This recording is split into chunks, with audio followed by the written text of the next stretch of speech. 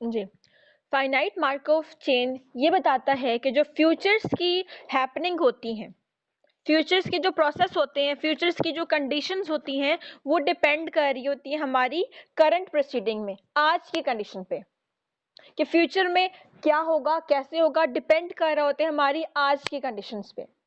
Future में हम कितना प्रमोट होंगे, ये डिपेंड कर रहे होते हैं हमारी आज की आप कह सकते हो कि वर्किंग एबिलिटी पे। तो इस तरह से फाइनाइट मार्कोव चेन में ये बताते हैं कि फ्यूचर में अगले 2 साल के बाद, 3 साल के बाद क्या पॉसिबिलिटी है, क्या हम कह सकते हैं कि चांसेस हैं, कितना सक्सेस, अगर कोई बिजनेस की अगर हम बात करें, आज एक बिजनेस ने ये स्ट्रैटेजीज अप्लाई की हैं, तो फ्यूचर में वो बिजनेस कितना स्टैब्लिश करेगा। मतलब फ्यूचर की जो अकरेंस है वो डिपेंड कर रही होती है हमारी करंट अकरेंस पे, ये करंट प्रोसेसिंग पे। और फाइनाइट जो मार्कोव चेन थ्योरम है, ये कहाँ कहाँ यूज होता है, कंज्यूमर्स के बिहेवियर पे यूज होता है, ब्रांड्स की लॉयल्टी पे यूज होता है, स्विचिंग पैटर्न पे होता है, कौन सी टेक्निक्स अप्लाई करके किस तरह से कोई स्विच करेगा, सिस्टम कैसे चेंज होगा, या एक स्टेट दूसरी स्टेट पे कैसे डिपेंड करेगी, कहाँ कहाँ ये यूज होता है। उसके अलावा हम ये कह सकते हैं कि ये मशीन यूज टू मैन्युफैक्चरिंग का प्रोडक्ट, मतलब कि दो तरह के यहाँ पे भी स्टेट, अगर एक मशीन की एग्जांपल ले, कंज्यूमर के बिहेवियर पे हम डिपेंड करते हैं कंज्यूमर के बिहेवियर पे, आज उसने किस तरह से परफॉर्म किया, फ्यूचर में उसको किस तरह से रिस्पॉन्स या रिजल्ट मिलेगा, फ्यूचर का जो रिजल्ट है उसके आज उसके बिहेवियर पे डिपेंड कर रहा है। उसके अलावा मशीन्स पे डिपेंड करता है, मशीन्स पे किस तरह से डिपेंड करता है, दो कंडीशंस होती है, अगर आपने प्रोडक्ट लिया है, कैपिटल लिया है, दो तरह के आपके पास चांसेस होते हैं, दो कंडीशंस होती हैं कि क्या मशीन एफिशिएंट वर्क करेगी या इतनी एफिशिएंटली काम नहीं करेगी। मतलब स्टेट एक ऐसी कंडीशन, एक ऐसी लोकेशन, एक किसी भी ऑब्जेक्ट का ऐसा सिस्टम है, या हम ये बात करते हैं कि स्टेट इज अ कंडीशन और location of an object in a system. किसी भी सिस्टम का एक कंडीशन कि कौन सी एक चीज जो है, एक सिस्टम किस बेस पे चल रहा है, ये होता है स्टेट। उसकी क्या लोकेशन है, उसके क्या फीचर्स है, उसका क्या बिहेवियर है, वो किस तरह से प्रोडक्शन कर रही है, स्टेट वो होता है, एक ऐसी कंडीशन होती है कि सिस्टम किस तरह से चल रहा होता है। ये मतलब है फाइनाइट मार्कोव थ्योरम का। इसमें आप इसके assumptions वगैरह को रहने दें, वो ज़्यादा थ्योरेटिकल हो जाएगा, सिंपली मतलब समझ लें कि स्टेट फाइनाइट मार्कोव चेन वहाँ पे यूज होता है। इसका मतलब क्या होता है कि एक ऐसा प्रोसेस है जो कि जिसमें हम डिपेंड कर होता है, फ्यूचर के जो अकरेंस के चांसेस होते हैं वो डिपेंड कर होते हैं हमारी करंट सिचुएशन पे। आपके पास आपके पास ये क्वेश्चन इस तरह से गिवन है, suppose the initial distribution of employees occurs to location at time is equal to 0। आपको कहा जा रहा है कि एक डिस्ट्रीब्यूशन आपको गिवन है दो डिफरेंट लोकेशन की करंट टाइम पीरियड पे, t इज इक्वल टू 0। ये स्मॉल t है ना, ये इकोनॉमिक्स में टाइम को रिप्रेजेंट कर रहा होता है, स्मॉल t। ठीक है, टाइम इज इक्वल टू 0 मतलब करंट टाइम पीरियड की बात है कि दो डिफरेंट लोकेशंस पे इस तरह के एम्प्लॉइज हैं। एक लोकेशन ए है हमारे पास, एक लोकेशन बी है, टाइम हमारे पास 0 है, इस वजह से ए 0 और बी 0। करंट टाइम पीरियड की बात करें, एक लोकेशन पे भी और दूसरे लोकेशन पे भी, एक लोकेशन पे भी 100 लोग हैं और दूसरी लोकेशन पे भी 100 लोग हैं, और इनकी कुछ प्रोबेबिलिटीज आपको, ट्रांजिशनल प्रोबेबिलिटीज आपको गिवन है, ट्रांजिशनल प्रोबेबिलिटी इन मैट्रिक्सेस आपको गिवन है 0.7, 0.3, 0.4 और 0.6। आपको ये मैट्रिक्सेस गिवन होंगी।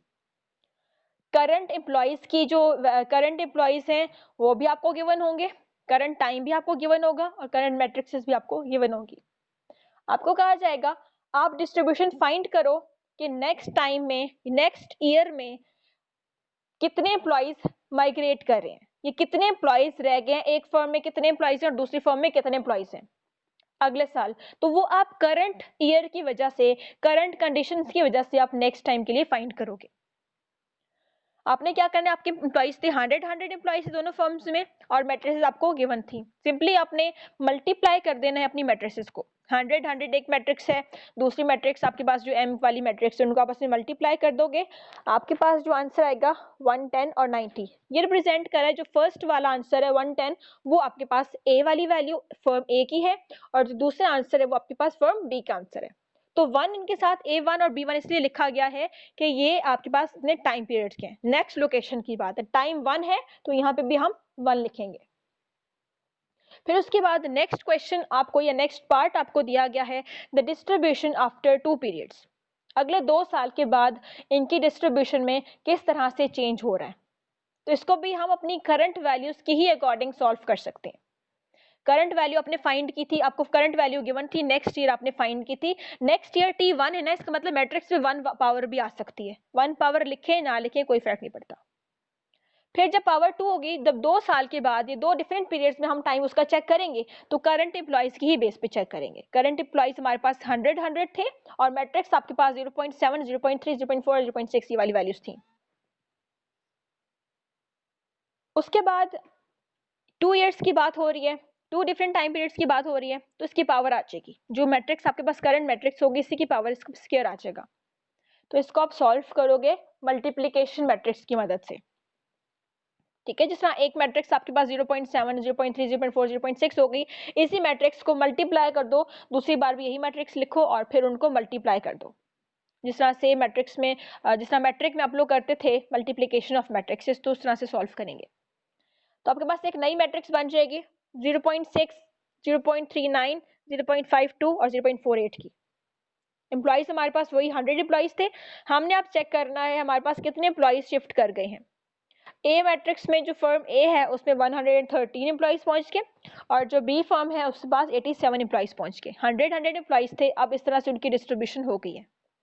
ये 2 इयर्स के बाद हुई है। फिर उसके बाद 10 इयर्स के गैप की बात हो रही है कि 10 साल के बाद उन एम्प्लॉइज की, उन फर्म्स की क्या डिस्ट्रीब्यूशन होगी 10 साल के बाद। तो वो भी हम करंट वैल्यूज पे ही डिपेंड करेंगे, करंट वैल्यू से ही हम उसको सॉल्व करेंगे। तो करंट हमारे पास 100 एम्प्लॉइज थे और मैट्रिक्स आपको गिवन थी। अगले 10 साल की आपने चेक करनी है, टाइम पीरियड चेक करना है अगले 10 साल का। तो इसमें हम क्या करेंगे कि जो आपकी मैट्रिक्स होगी इसकी पावर 10 हो जाएगी। इसको सॉल्व करने का एक तो तरीका ये है कि आप एक ही बार वो बार बार वो करते रहो सॉल्व। दूसरा तरीका इसमें ये है कि आपने जो स्क्वायर वाली एक बार सॉल्व कर लिया, जो कि 0.61, 0.39, 0.52 और 0.48 आपके पास आंसर आया है, इसी स्क्वायर वाली मैट्रिक्स को फिर से इसी स्क्वायर वाली मैट्रिक्स से मल्टीप्लाई कर दो, तो आपके पास 4 पावर वाली मैट्रिक्स आ जाएगी। मतलब 2 + 2 आपके पास जो पावर्स होंगी वो ऐड हो जाएंगी। फिर वो जो 4 के साथ आंसर आएगा मजीद उसको स्क्वायर के साथ कर दो। इस तरह से आप अपनी पावर 10 तक उसको ले जाओ। तो फिर आपके पास जो आंसर आएगा 0.5174, 0.4286, 0.5174, 0.4286।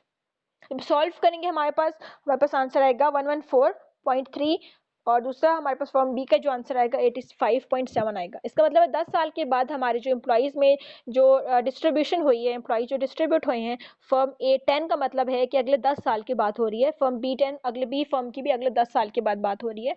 तो इस तरह से उनकी जो एम्प्लॉइज है उनमें डिस्ट्रीब्यूशन आया है। तो ये डिपेंड कर रहा है, ये एक क्वेश्चन है और एक क्वेश्चन को 3 पार्ट्स दिए गए आपको। तो वो 3 पार्ट्स की बजाय आपने क्या करना है, सिंपली अलग अलग इनको डिफरेंट जो क्वेश्चन होगा आपसे पूछा जा सकता है, अगले 2 साल के टाइम पीरियड की बात करें या अगले 3 साल के या 5 साल तक भी दे सकती हूँ। तो इस तरह से आपने क्वेश्चन को सॉल्व करना होगा।